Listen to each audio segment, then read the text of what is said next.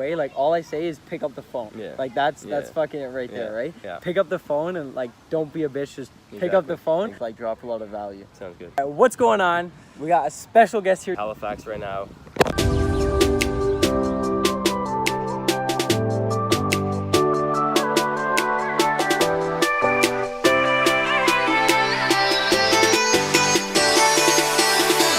All right, sketchy camera setup. There we go.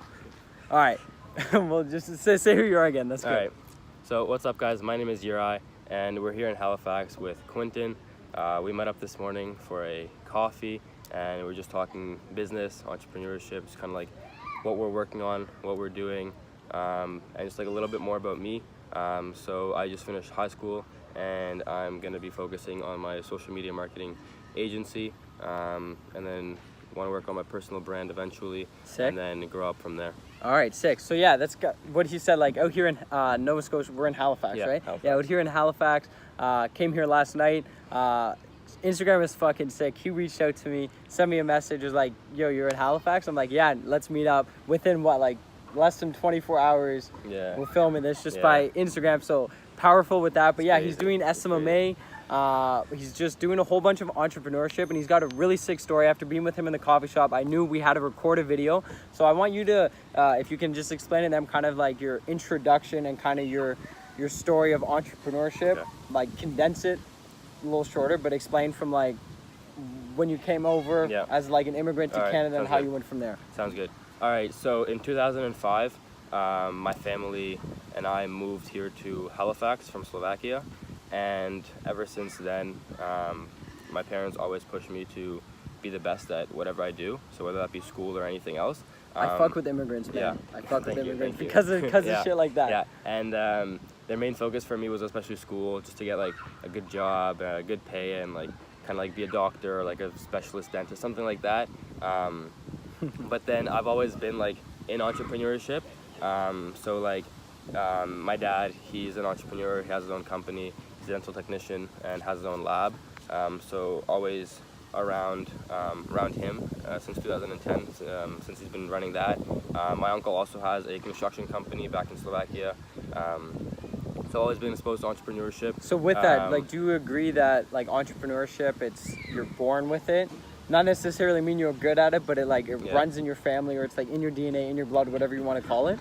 Yeah, I think so. I think it's like I've been exposed to it so much over the last couple of years that it's just something that's really intrigued me and something that I just wanted to focus on. Okay, sick. Yeah. So now when you have it, we'll get back to your story there, but based on that, like it's in you, you have it, you've been introduced to it. Is that the reason why you're pursuing entrepreneurship, or do you think it's something more? No, I mean, I think that like obviously like do what you're interested in and do what you like doing. I think that's really important. So like business is something that I like doing and that really interests me. But my whole reason for getting into entrepreneurship was just to be able to have that financial freedom to then take care of my family, myself, and my future family. So eventually retire my parents and things like that, and be able to give back to a lot of people. So yeah, no, that's exactly what it is. Because just because you're born into it doesn't matter if everyone in your family is an entrepreneur. To me, I think you have the ability to be one, but if you don't do what you love and you don't have that drive, then you can't do it. So yeah, I'm glad you agree with that, and I love sharing that with people.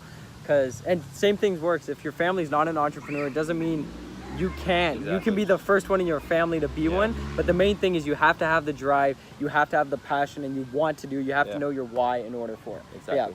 So back to what you were saying about your story. Exactly. So as I said, that have a couple members that of my family that were just in entrepreneurship, so I've always been exposed to it, and just like ever since like middle school, junior high school, I was always looking to just do something, have a job, get a job. But at that point, I was too young to get a job, so I resorted to like yard garage sales and things like that, and going to those and like flipping things on like Kijiji and like eBay and things like that.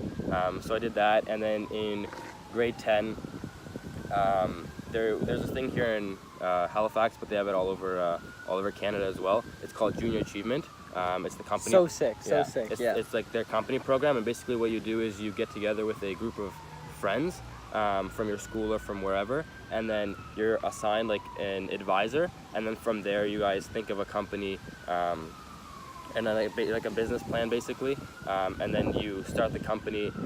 So whether that be like a clothing brand or like a bag company or just like really whatever. All of the shit he did, which is yeah. super sick. Yeah. Thanks, bro. And then like you were given like these advisors, as I said, and you just like build this company with like your friends, and then like sell your product and things like that. So it really like you really learn about entrepreneurship like the way that I think it should be taught is actually like, and business in general is just like actually going out and doing it. I like how you didn't even need to finish. I knew exactly what you were saying, exactly. because that's key to actually just take action and do. Exactly. And so I kind of just I was part of that for 3 years. So grade 10, 11, and 12. And so over the course of those 3 years, we had 3 different companies. So yeah, and then finished high school, and now I'm here with social media. There it is. Yeah, so biggest like in terms of like what you've done in terms of entrepreneurship, you think it would have been possible where you are now? Not saying like you're making $1 million or anything, but like doing what you love and pursuing all these different entrepreneurship paths, because based on what you told me, you've done like probably like close to over 10 adventures, whether even if it lasted a day, but you've done probably hundreds, right? Would it have been possible, and would you be doing what you're doing if you didn't just take that first step?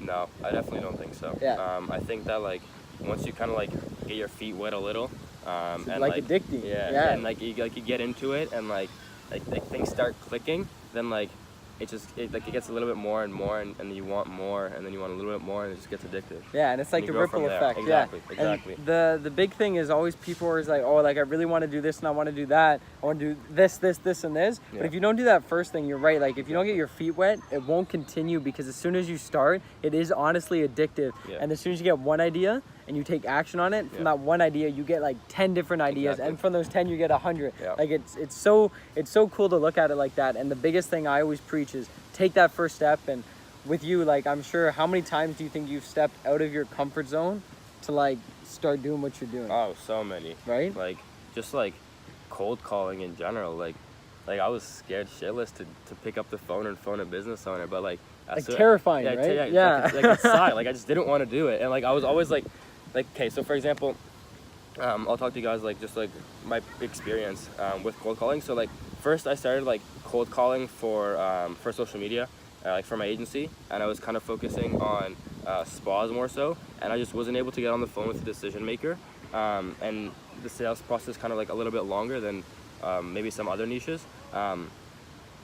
But with that being said, I was like, oh shit, like this isn't working. So I was like, okay, so like what's the next step? Okay, so like let's try email. Let's try LinkedIn and doing outreach on getting LinkedIn. Creative. Getting creative and things like that. But then like you realize that like by the end of it, you always resort back to the thing that you hated doing the most, which is cold calling. And now cold calling worked. Like yesterday, for example. Show your numbers here, man. Like godly. Okay, so yesterday, the day before, I kind of had like this thing where I was like, okay, like why don't I try like going after niches and companies where I'm able to get on the phone with the decision maker right away. Yeah. So one of those niches was roofers. Yeah. And like roofing companies. So I made a list of, I think, what was it? It was 22 roofing companies here in Halifax. I phoned all 22 of them. Crazy. For 10 of them, I had no answers, and then I booked 4 meetings. So that's like a 20%. That's a 33%. Because if 10 didn't answer from the ones who answered, that's 12 people. 4 meetings. Yeah, that's 4 meetings. And now if you didn't step out of your comfort zone, like that shit would not have happened. No. And like the fact that you're right, it's resorting back to what you hate the most. It's what builds your business. It's what's the most successful. Exactly. But yeah, no, that's honestly so sick that you picked up the phone, you hated it, like you were so nervous, and you went out and then you just did it. Yeah. So to kind of like wrap it up here, that's a sick story about what you've done. Bro. What's kind of like the next step? Like immediately, what are you working on? And then like, what's the thing after that you want to do? Of course. Yeah. So the next thing that I obviously want to work on, or like grow is my agency. Yeah. Grow that up, get some more clients on board, and then from there just grow it up to the point where I'm able to automate the whole, basically the whole process, the whole client acquisition. And all of that, and then you just be you be you and part of the business. Just manage it, overlook it, have a team of people that focus on clients and things like that, and then from there I also want to move into doing personal brand stuff as well. Yeah. And just kind of providing a lot of value for a lot of people on YouTube, Instagram, Facebook, all that good stuff.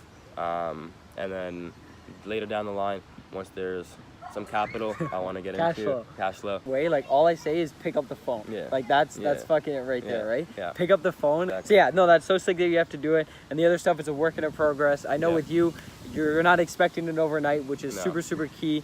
And you're just really gonna go for it. But you're also not just thinking this one thing. Yeah. You're focusing on it. Yeah. Once you start building that up, then you can dabble into the personal brand. Yeah. Once both of those are going, then you can dabble into real estate. So I think that's really smart how you're going about it. I think everyone should be doing that as well. And now we know your why. You said it at the beginning. I was gonna ask you now, but your why is so strong. You're doing it for your family. As soon as that's what it is. All right. So the main thing and the most important thing I think, and even for myself, is that just like there are a bunch of these people on social media and just like in general on the internet that say that like, oh, like in 1 month they go from like 0 to like a specific number, whether it be 10K, 20K, whatever.